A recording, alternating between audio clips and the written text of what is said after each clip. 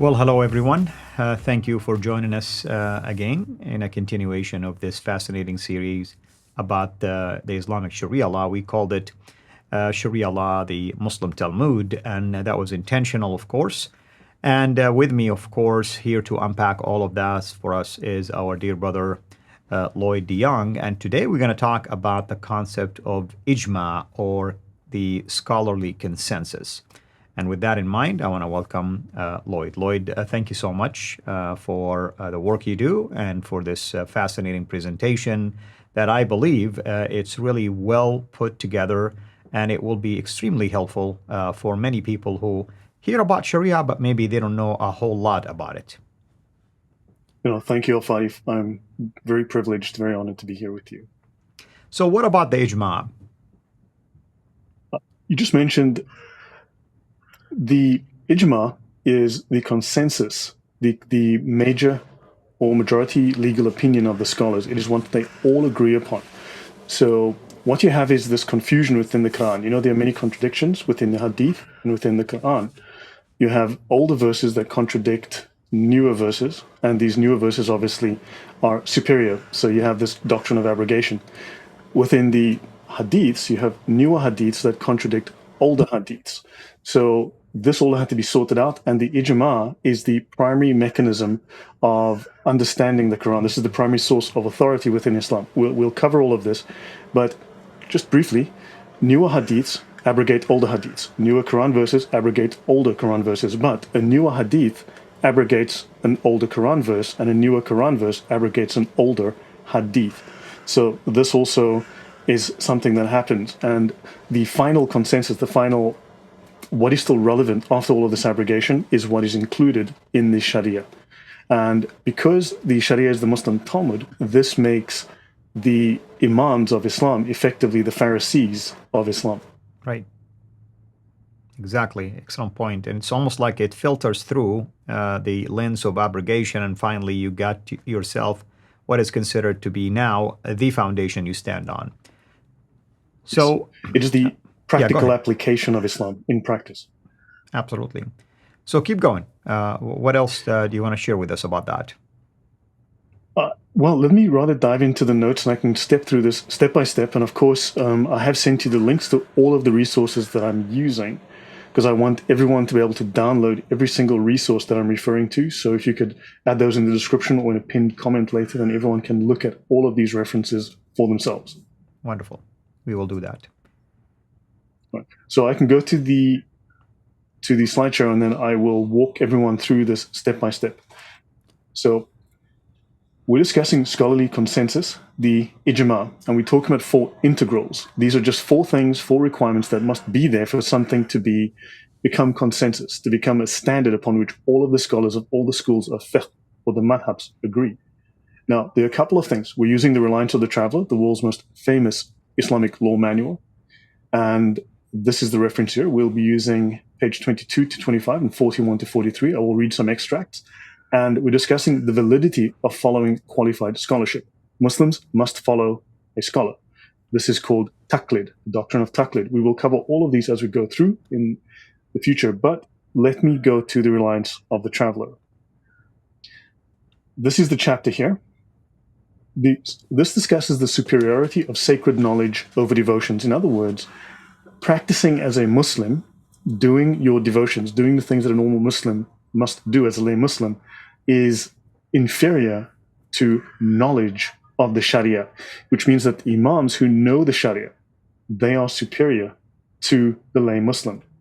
Now notice, Muslims will always ask, have you consulted a scholar? Well, I went and consulted the scholars by reading the scholarly manuals that the Imams learn at seminary. When they go learn to become a judge or an Imam, they study for 3, 5, 7 years at seminary, and these are the books that they learn from.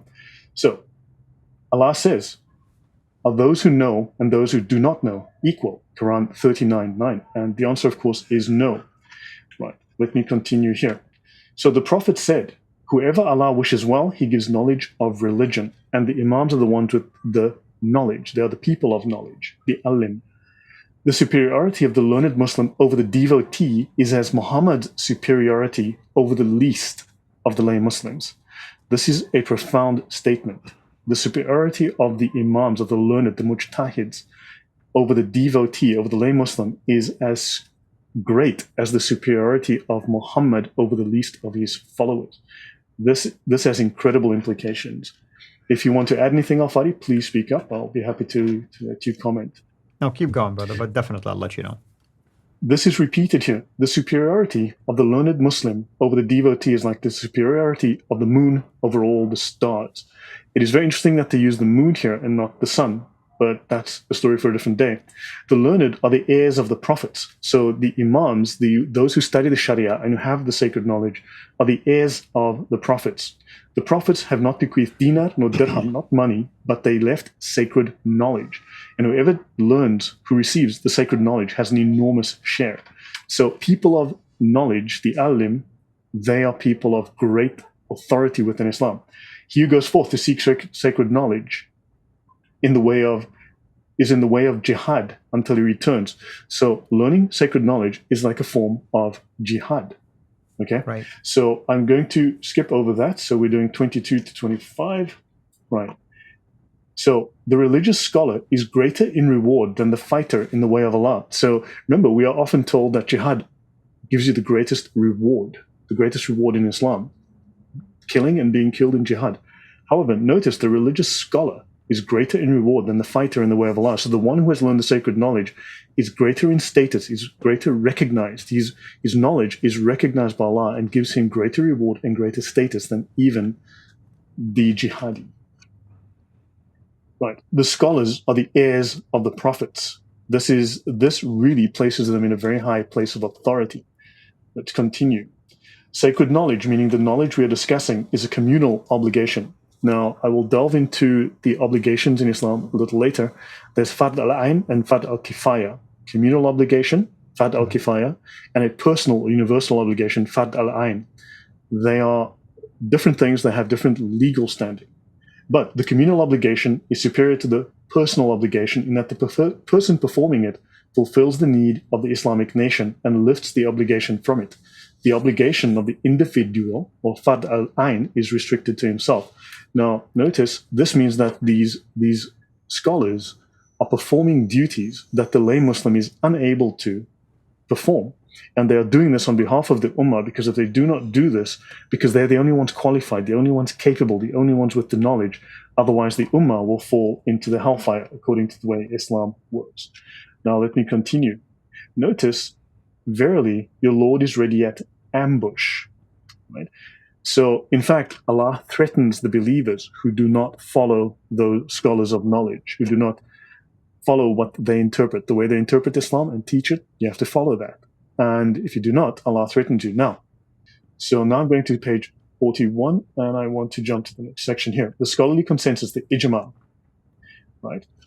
Section B 7.0 in Reliance. Notice, all mujtahids of the Muslims in the period of the thing or event agree on its ruling, regardless of their country, race, or group, though non-mujtahids, non-legal scholars, in other words, lay Muslims, are of no consequence. So the opinion of these scholars, these ulama, they have formed these opinions based on the Quran, the Sunnah, and their opinions are primary, they are paramount. This interpretation, Muslims love to say it's how it's interpreted. Well, they have decided how it's interpreted, the final interpretation and meaning and application of what is in the Quran and the Sunnah. Non-mujtahids are of no consequence. So the opinion of those YouTube commentators are of no consequence. Now, notice, once the scholars have all agreed, especially this starts with the scholars who founded the four schools of fiqh, of the madhabs. It says here, the ruling that is agreed upon, the ijma ruling, is an authoritative part of sacred law that is obligatory to obey, and it is not lawful to disobey it. Nor can mujtahids of a succeeding era make the thing an object of a new ijtihad, because the ruling on it, verified by scholarly consensus, is an absolute legal ruling, which does not admit of being contravened or annulled. It cannot be abrogated. So do understand, the Quran was abrogated. We know that abrogation exists in the Quran. Newer verses have abrogated older verses, but notice the Sharia cannot be abrogated. It is the final understanding of Islam. The proof of the legal authority of scholarly consensus is that just as Allah has ordered the believers in the Quran to obey Him and His Messenger, so too He ordered them to obey those of authority, the Ulul al-Amr, among them, saying, O you who believe, obey Allah, obey the Prophet, and those of authority among you. So do understand, within the Sharia, within the Islamic law, the Fiqh, the scholars are in charge. They've inherited this authority from Muhammad. They're in this line of authority. They are now responsible. The Amr, the power, exists within them, and they must manage the affairs of the ulama, of the ummah. So obey the Prophet and those of authority among you. So they are now effectively the authority of Muhammad. They speak with the authority of Muhammad. Right. Such that when those of authority in legal expertise, the mujtahids, agree upon a ruling, it is obligatory, in the very words of the Quran, which is the literal speech of Allah, to follow them and carry out their judgment. Allah threatens those who oppose the messenger and follow other than the Prophet's way, saying, whoever controverts the messenger after guidance has become clear to him and follows other than the believer's way, we shall give him over to the hellfire. And then the final section here. Yeah, go ahead. A second evidentiary aspect is that a ruling agreed upon by all the mujtahids in the Islamic community, the ummah, is in fact the ruling of the community. So the community, the lay community, has no say. The ummah has made the decision. This is the law. And the community is divinely protected from error. Their rulings are absolute. They can make no mistakes, and Allah prevents them from making any mistakes. Because Allah said, my community shall not agree on an error. Allah is not wont to make my community concur on misguidance. Therefore, they can never be wrong. Their rulings cannot be questioned because Allah has guided them to an absolute ruling free from error. That which the Muslims consider good, Allah considers good. Your thoughts, Al-Fadi?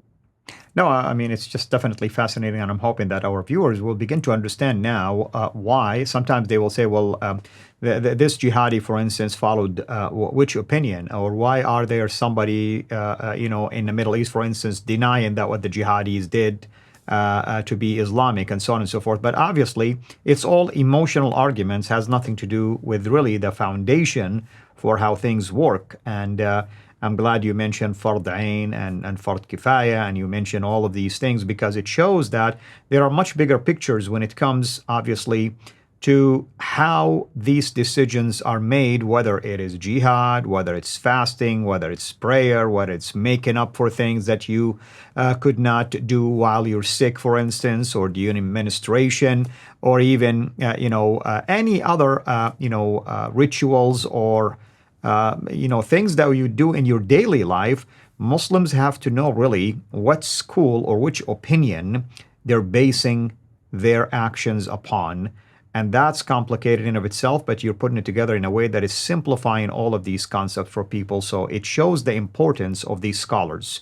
And I like the fact that you called them like the Islamic Pharisees. Indeed, that's how they're looked upon. Whatever they say goes, and if you go against what they say, you're in deep trouble, technically speaking, because now you are violating really the knowledge of the learned Muslim scholars, according to the Quran, who ought to be listened to and followed. So thank you so much for this, and hopefully everybody is enjoying this series. Until next time, have a blessed day.